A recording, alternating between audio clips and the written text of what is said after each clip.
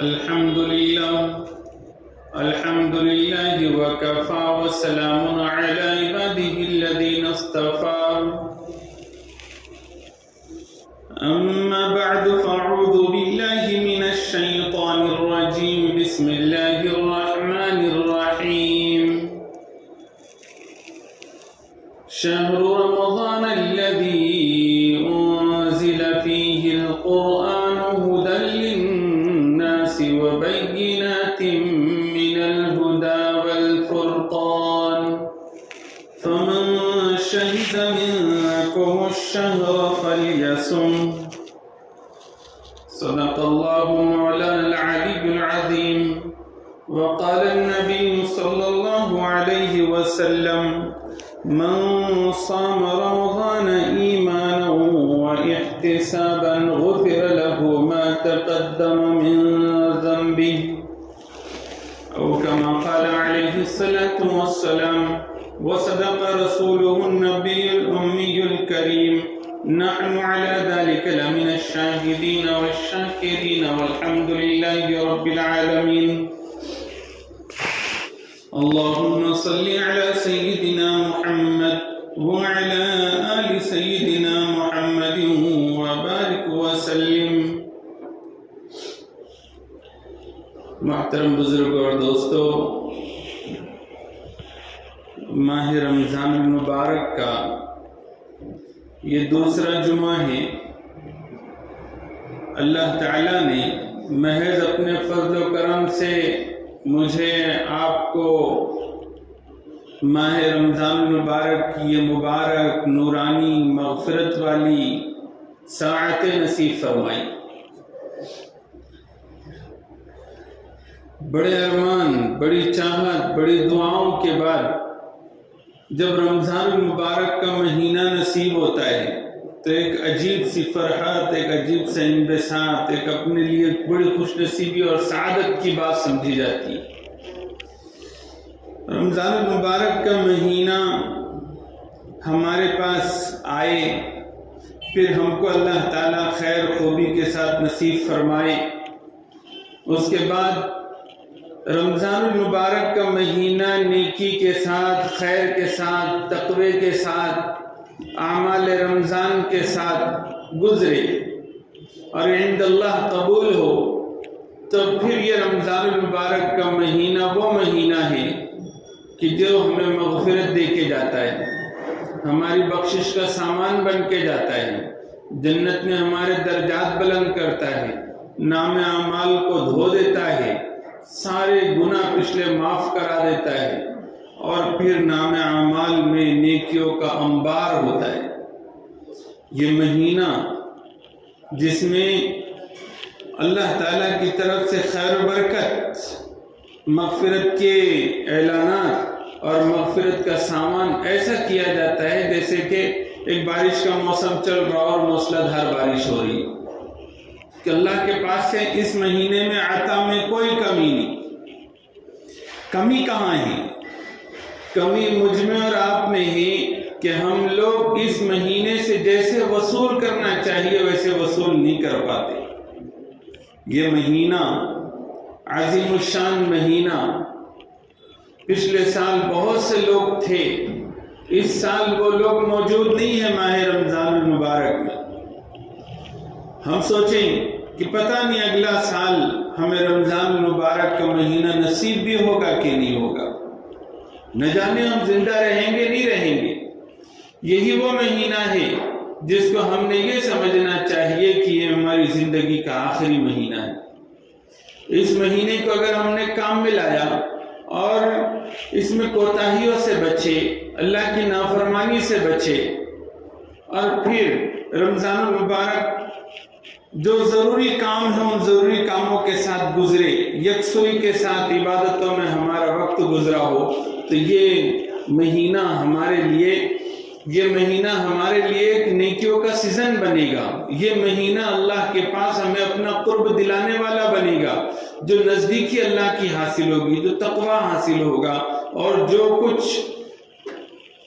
اللہ تعالیٰ کی طرف سے خیر، برکت اور مغفرت کا سامان ہوگا، ہم اس کا یہاں رہتے ہوئے اندازہ بھی نہیں کر سکتے. لیکن اگر یہ مہینہ ایسے ہی گزر گیا جیسے گزر رہا ہے کہ صاحب ہماری زندگی میں کسی کی زندگی میں ایک ماہ رمضان گزرا، کسی کی زندگی میں 2، کسی کی زندگی میں 3 بالغ ہونے کے بعد سے، کسی کی زندگی میں 30 25 سال گزر گئے رمضان، یعنی کہ اتنے مہینے گزر گئے، لیکن پھر بھی ماہ رمضان مبارک کے خیر برکت سے محروم کے محروم ہی رہ گئے۔ حدیث پاک میں فرمایا گیا نا، اصل محروم تو وہی ہے جو رمضان المبارک کی خیر برکت سے محروم رہ جائے۔ بلکہ حضور صلی اللہ علیہ وسلم کا ایک عمل جب صحابہ نے دیکھا کہ حضور صلی اللہ علیہ وسلم منبر پر تشریف لے جا رہے ہیں، 3 مرتبہ آپ نے آمین آمین کہا، تو حضور سے درخواست کی اور عرض کیا صحابہ نے کہ ہم نے عجیب بات دیکھی آپ سے، 3 مرتبہ آپ نے آمین آمین کہا۔ تو حضور صلی اللہ علیہ وسلم نے ارشاد فرمایا کہ اس وقت میں جبرائیل امین میرے پاس آئے تھے اور انہوں نے دعا کی کہ جس شخص کو رمضان المبارک کا مہینہ ملے اور پھر بھی اس کی مغفرت نہ ہو تو وہ جہنم میں جائے اور اللہ تعالیٰ اس کو خوب دور کر دے اس کی گناہوں اور نافرمانی کی وجہ سے۔ پھر دعا کرنے کے بعد جبرائیل امین نے مجھ سے کہا کہ بولو آمین، تو میں نے اس کے اوپر آمین کہی۔ آپ اندازہ کرو کہ رمضان المبارک کا مہینے کی اللہ تعالیٰ کے پاس کیا قدر و قیمت ہے کہ آپ فرشتوں میں جو سب سے بڑے فرشتے ہیں حضرت جبرائیل، ان کو اللہ تعالیٰ بھیج رہے ہیں، کیونکہ اللہ کے حکم اور اجازت کے بغیر تو وہ آ نہیں سکتے۔ پھر آنے کے بعد وہ منبر پر کھڑے ہوتے وقت میں، جمعہ کے خطاب کے وقت میں، حضور صلی اللہ علیہ وسلم کو وہ تلقین کر رہے ہیں کہ میں ایک دعا کر رہا ہوں، تم اس بد دعا پر آمین بولو۔ اب اس سے اندازہ کرو کہ اللہ بھیجے کسی فرشتے کو بد دعا کرنے کے لیے اور پھر وہ بد دعا دے، تو اس کے بعد حکم ہو کہ نبی پاک رحمت للعالمین والی ذات اس کے اوپر آمین کہے، تو پھر اس دعا کی قبولیت میں کچھ تردد یا شک باقی رہ جاتا ہے۔ ہم یہ کہیں کہ صاحب رمضان المبارک کا مہینہ ہم اپنی مرضی کے مطابق اور اپنے من کے مطابق جتنا دل بولے اتنا، جتنا سمجھ میں آیا اتنا، اور جتنا طبیعت کو لگے اتنا کر لینے کا، اس کے بعد پھر سمجھنا کہ رمضان المبارک کا تو صحیح حق ہم نے ادا کر دیا ہے، تو یہ بڑی غفلت والی بات ہے، یہ بڑی جرأت والی بات ہے، یہ اللہ سے بے خوف ہو جانے والی بات ہے، اللہ کا ڈر دل سے نکلنے والی بات ہے کہ دیکھو اللہ تعالیٰ کے پاس اس مہینے کی بڑی قدر منزلت ہے۔ اللہ تعالیٰ نے جو اس میں جو اجر و ثواب کو بڑھایا ہے اور جو اعمال کی قبولیت، دعاؤں کی قبولیت کا اس مہینے کو ذریعہ بنایا ہے، حضور نے اس کی خبریں دی ہے، تو آپ اس سے اندازہ کیجئے کہ اللہ کے پاس کیسا مقام رکھتا ہے یہ مہینہ۔ تو اب جب ایک مسلمان کو معلوم ہو جائے کہ اللہ کے پاس اس مہینے کا ایسی عظمت اور ایسی قدر ہے، تو پھر اس کے بعد ایک مسلمان کی ذمہ داری کیا بنتی ہے کہ میرے اللہ کے پاس، میرے رب کے پاس اس مہینے کی ایسی منزلت ہے، ایسی قدر ہے، ایسا مقام ہے، تو پھر میرے پاس بھی اب دنیائی کاموں کے لیے ٹائم کم ہے، میرے پاس بھی اسی مہینے کو دینے کے لیے ٹائم زیادہ ہے، کیونکہ میرے اللہ کے پاس اس مہینے کی بڑی قدر و قیمت ہے۔ اس مہینے کی ناقدری کرنا گویا کہ اللہ تعالیٰ نے جو فضائل اس کے رکھے اور اس میں جو برکتیں رکھی اور اس کے اندر جو اعمال کا اجر و ثواب رکھا، اس کو گویا کہ خاطر میں نہیں لانا ہے، اس کی طرف توجہ نہیں دینا ہے۔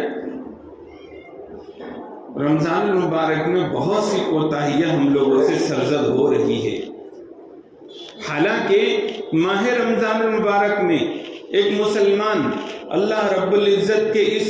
مبارک مہینے کو اور اللہ رب العزت کے ہونے والے اس مہینے کی وجہ سے نوازشوں کو ایک مسلمان کبھی بھی نظر انداز نہیں کر سکتا، ان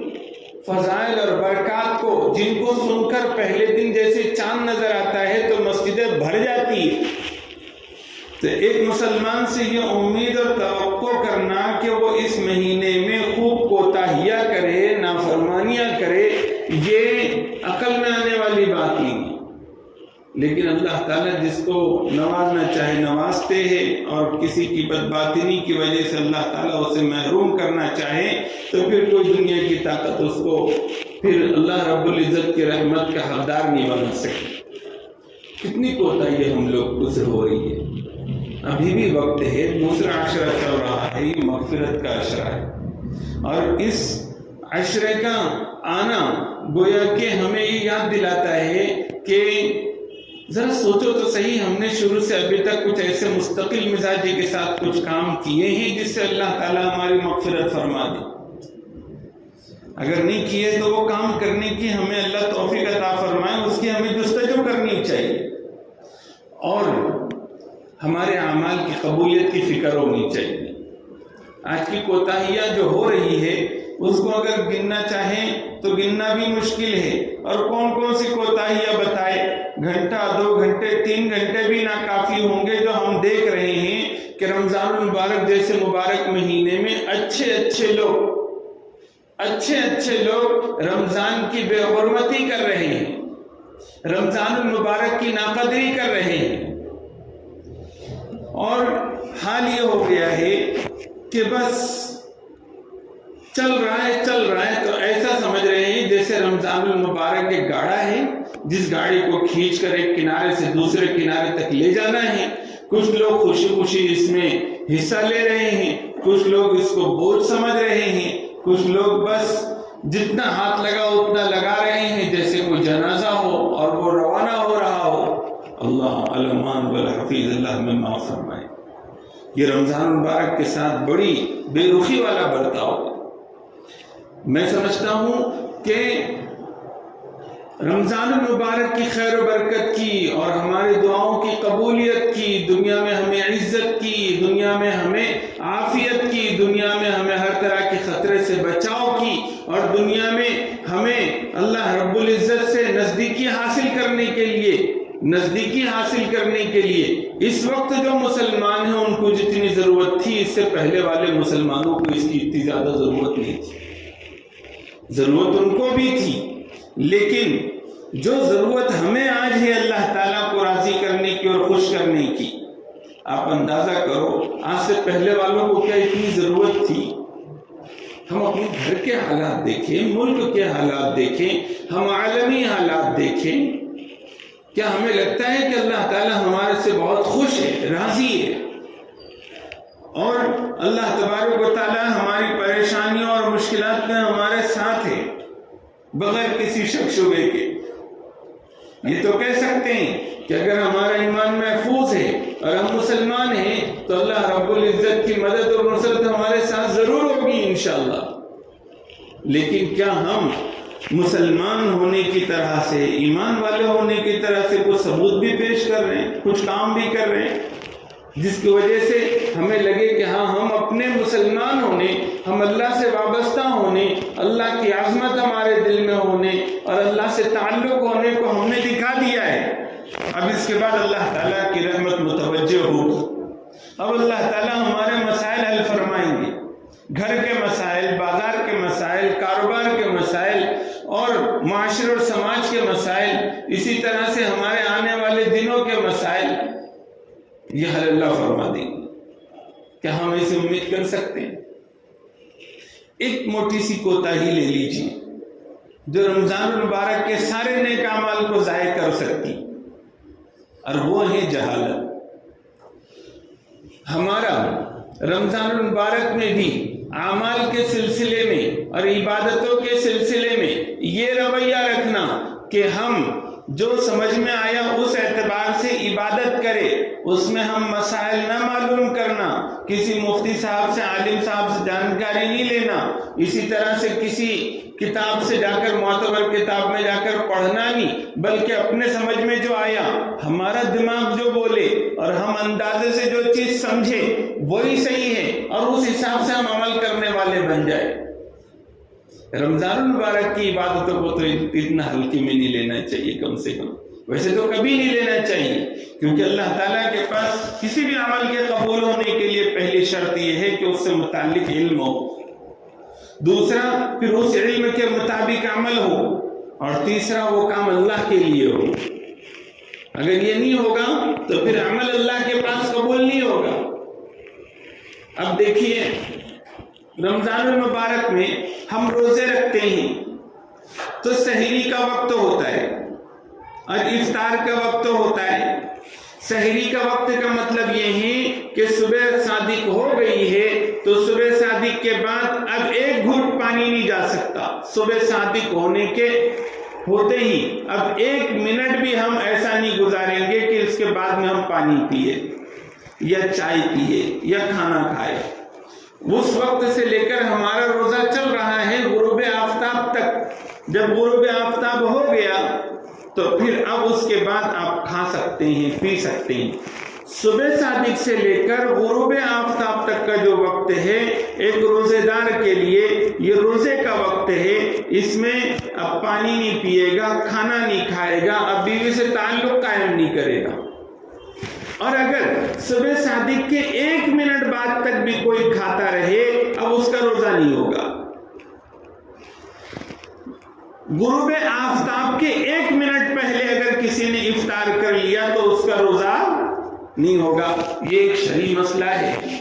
لیکن کون اتنا احتیاط کر رہا ہے اور معلوم کر رہا ہے کہ نہ صاحب رمضان میں میرا روزہ خراب نہیں ہونا چاہیے، اس لیے میں تھوڑا معلوم تو کروں کہ صاحب کیلنڈر الگ الگ چل رہے ہیں دنتریاں، کسی میں کبھی ٹائم ہے کسی میں کبھی ٹائم ہے، اور سحری کا وقت 2 الگ الگ ٹائم بتائے گئے ہیں. افطار میں بھی 2-4 منٹ کا فرق نظر آ رہا ہے جنتریوں میں. تو ہم نے کون سے جنتری کے لحاظ سے روزہ رکھنا چاہیے اور کون سے جنتری کے لحاظ سے نہیں رکھنا چاہیے؟ کوئی نہیں پوچھتا. بس مارکیٹ میں دکانداروں نے جہاں دل بولا وہاں سے وہ کارڈ چھپا لیا اور چھپانے کے بعد میں لوگوں کو اپنے کاروبار کے ایڈ کرنے کے لیے وہ کارڈ پہنچا دیے. لوگوں نے بھی خوشی خوشی لے لیا کہ صاحب یہ رمضان کا ٹائم ٹیبل آ گیا ہے. آپ کو معلوم ہونا چاہیے کہ اپنے یہاں پر بھی شہر میں 2 قسم کے ٹائم ٹیبل چل رہے ہیں. اور ظاہر سی بات ہے کہ یہ جو جنتریوں کا ٹائم ہوتا ہے وہ یقینی نہیں ہوتا، وہ اندازے ہوتے ہیں. اور جب اندازے ہوتے ہیں تو احتیاط کتنی ضروری ہے. ہونا یہ چاہیے کہ جس میں سحری کا وقت پہلے ختم ہو رہا ہے تو سحری کا وقت وہاں بند کر دیا جائے تاکہ ہمارا روزہ محفوظ رہے. اذان ہوتی ہے تو اذان کے سلسلے میں بھی غفلت اتنی کہ کچھ سوچنے کو تیار نہیں کہ ہم کب اذان دے رہے ہیں. ہونا یہ چاہیے کہ جس میں اخیر وقت میں بتا رہے ہیں اذان کو تو اتنی تاخیر سے دے تاکہ وہ وقت سے پہلے نہ ہو جائے، کیونکہ صبح صادق سے پہلے اذان معتبر نہیں ہوتی. اب صبح صادق کا وقت کون سا، یہ جنتری والا کہ یہ جنتری والا؟ تو کوشش کرے کہ روزہ جس میں بچ سکتا ہو اس وقت میں ہم روزہ سحر ختم کر دیں. اذان جس میں صحیح وقت میں ہو سکتی ہے اذان اس میں دے. ہمارے اپنے پورے شہر میں اذان احتیاط والے وقت میں ہی دینے کا اہتمام ہو رہا ہے، الا ماشاءاللہ کچھ مسجدوں کو چھوڑ کر. لیکن عام لوگوں میں بھی ایک جہالت ہے جس کو دور کرنا ضروری ہے. وہ یہ سمجھنے لگے ہیں یا سمجھتے ہیں پہلے سے کہ اذان تک کھا پی سکتے ہیں، حالانکہ ایسا مسئلہ غلط ہے. ہاں اذان کا وقت ہونے تک کھا پی سکتے ہیں. اذان کا وقت کب؟ صبح صادق. تو اس وقت میں روزے کا وقت ختم ہوتا ہے اور اذان کا وقت شروع ہوتا ہے. لیکن ہمیں یقینی طور پہ نہیں معلوم کہ صبح صادق کا وقت کون سا ہے کیونکہ جنتری الگ ہو گئی. تو اب اذان احتیاط کی وجہ سے تاخیر سے دی جا رہی ہے. یقیناً اب اذان تک کوئی کھائے گا تو اس کا روزہ نہیں ہوگا. تو گھر میں یہ مسئلہ بتائے. ہمیں اپنے روزوں کا اگر روزوں کی فکر ہے تو رمضان المبارک میں ہم نے اس کے مسائل معلوم کرنے چاہیے. کون سی چیز سے روزہ ٹوٹتا ہے، کون سی چیز سے روزہ نہیں ٹوٹتا. ایک کوتاہی ہم لوگوں کی یہ ہو رہی ہے کہ ہم لوگ دینی مسائل معلوم کر کے دین پر عمل نہیں کرتے. رمضان جیسے مہینے میں بھی بس اپنے اندازے سے سلائن چڑھا دی، انجیکشن لے لیا، اس کے بعد دماغ میں یہ خیال آ گیا کہ میرا روزہ ٹوٹ گیا، اس کے بعد کھانا پینا شروع کر دیا۔ اللہ کے بندے کسی عالم صاحب سے پوچھ لیتے کہ اس سے روزہ ٹوٹا یا نہیں ٹوٹا، معلوم ہوتا کہ نہیں ٹوٹا تو پھر تمہارا روزہ محفوظ ہو جاتا، لیکن بس دماغ میں اندازے ہیں، کچھ اپنے ہی اندازوں سے اپنا چلا رہے ہیں گاڑا، اس طرح سے تو عمل قبول نہیں ہوں گے، تو روزے ضائع ہو رہے ہیں۔ بہت سارے ایسے مسائل ہیں جن مسائل کی نہیں معلوم ہونے کی وجہ سے ہمارے روزے خطرے میں پڑتے ہیں، یا پھر روزے محفوظ ہوتے ہیں، ہم اس کو خطرے میں سمجھتے اور روزے توڑ دیتے ہیں۔ یہی نہیں، تراویح کا مسئلہ لے لیجئے، تراویح کی نماز ہے تو 20 رکعت پورے رمضان کے مہینے میں 20 رکعت نماز پڑھنا تراویح کی سنت مؤکدہ ہے، ہر مرد اور عورت پر ضروری ہے۔ تو اب اگر وہ 20 کی بجائے کم پڑھے یا شروع کے دن میں پڑھے اور بعد میں نہ پڑھے تو وہ گنہگار ہو رہا ہے۔ معلوم تو کرے کہ صاحب میں نے شروع رمضان میں 10 دن میں نے قرآن کریم ختم کر لیا ہے، بہت اچھی بات ہے، تمہارے کاروبار کی مصروفیت ہوگی، دوسری کوئی اور تقاضے ہوں گے جس کی وجہ سے تم نے شروع 10 دن میں تراویح میں قرآن کریم پڑھ لیا، اور اس میں بھی مسائل نہیں معلوم کرتے لوگ۔ ہوتا یہ ہے کہ مسجد میں سوا پارہ ہو رہا ہے تو کہتے ہیں کہ ہم اپنے کاروبار ضرورت کی وجہ سے باہر کسی اور جگہ پہ تراویح کر رہے ہیں۔ صاحب ٹھیک ہے، آپ کسی ہوٹل میں، کسی دواخانے میں، کسی ہال میں آپ مسجد کو چھوڑ کر تراویح کا اہتمام کر رہے ہیں، بہت اچھی بات ہے، لیکن کیا آپ نے مسائل معلوم کیے؟ معلوم اگر کرتے تو یہ حرکت کرتے ہی کہ مسجد میں عشاء کی نماز مسجد میں ان لوگوں کی ہوتی ہی نہیں ہے، وہ تراویح کی جگہ پر ہی عشاء کی نماز پڑھتے ہیں۔ جبکہ کسی بھی دارالفتہ سے مسئلہ معلوم کیجئے تو کوئی بھی مفتی کیا مسئلہ بتائے گا، بہت اچھی بات ہے، لیکن فرض نماز آپ مسجد میں پڑھ کر جائیں اور وہاں جا کے پھر تراویح کی نماز پڑھیے، کیونکہ آپ وہاں پہ بھی جماعت سے پڑھیں گے لیکن آپ کو مسجد کا ثواب نہیں ملے گا، اور ماہ رمضان میں ایسا وقت گزارنا کہ اللہ کے گھر میں نماز پڑھنے کی توفیق نہ ہو کوئی ایک آدمی، تو بڑی محرومی کی بات ہے۔ تو ہم نے فرض نماز مسجد میں پڑھنا اور تراویح پھر جا کے ادھر پڑھنا، اور پھر کچھ جگہ تو ایسا بھی ہو رہا ہے کہ ایک ہی مسجد میں 2 جماعتیں ہوتی ہیں، حالانکہ مسئلہ یہ ہے کہ اگر دوسری جماعت بنانے کی ضرورت بھی ہو تو مسجد کے باہر والے حصے میں رکھا جائے، اور اگر اندر ہی کرنا پڑ رہا ہے تو سخت مجبوری کی صورت ہو تو اس صورت میں 2 جماعتیں بنانے کی اجازت ہے، ورنہ جس طرح سے فرض نماز 2 نہیں کر سکتے مسجد میں، تو اسی طرح سے ان کو چاہیے کہ بہتر شکل یہ ہے کہ تراویح کی نماز بھی 2 نہ ہو، لیکن مسئلہ پوچھیں گے تو معلوم پڑے گا۔ اب بہت لمبی رکعتیں ہو گئی، بہت اچھا قرآن شریف بھی سنا، لیکن پھر اب 10 دن کے بعد یا 15 دن کے بعد جب قرآن کریم مکمل ہوا اس کے بعد تراویح کی نماز ہی چھوڑ دی، یا مختصر 2-4 رکعت نماز پڑھ کے پھر گھر کو چلے گئے، یا تراویح کوئی نہیں آئے، تو پھر اتنا پڑھا ہوا تو سب بیکار ہو گیا، اللہ کے پاس کیا ملا؟ جہالت کی وجہ سے اور مسائل نہیں معلوم کرنے کی وجہ سے کئی مسئلے خراب ہو جاتے ہیں۔ اب یہ چلو تراویح کا مسئلہ ہوا، زکوٰۃ کا مسئلہ لے لیجیے۔ زکوٰۃ کے سلسلے میں اکثر لوگوں کی غلط فہمی، اور کبھی وہ دور بھی نہیں کرتے، وہ کیا ہیں کہ پھر رمضان کو رمضان ہم زکوٰۃ نکالتے، پھر رمضان کا مہینہ آتا تو ان کی کوئی تاریخ طے نہیں ہوتی، رمضان کے مہینے میں پہلے دن، دوسرے دن، 15ویں دن، 30ویں دن، جب دل بولا تب حساب کرنے بیٹھتے ہیں اور پھر وہ زکوٰۃ نکالتے ہیں،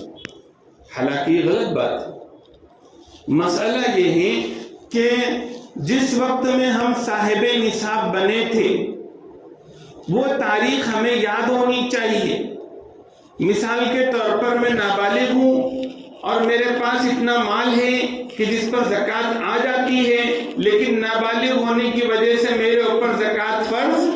نہیں ہے، کیونکہ نابالغ بچی پر اور بچے پر زکوٰۃ واجب نہیں ہے، بولو نا،